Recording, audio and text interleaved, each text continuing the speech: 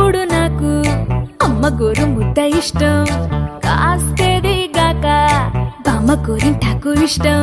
పళ్ళోకెళ్ళే వేళ రెండు చెళ్ళు అంటే ఇష్టం, బయటేసి నాక ముగ్గులేయడం ఇష్టం. కొత్త ఆవకాయ ముక్కంటే ఇష్టం, పక్క ఇంటి పూల మొక్కంటే ఇష్టం, అంతకంటే నేను అంటే నాకు ఇష్టం.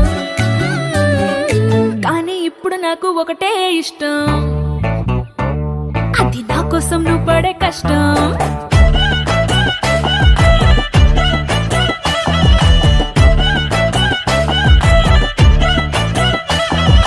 తెల్లారంగానే వెచ్చనైన కాఫీ ఇష్టం, ఉల్లాసం పెంచే స్వచ్ఛమైన సూఫీ ఇష్టం.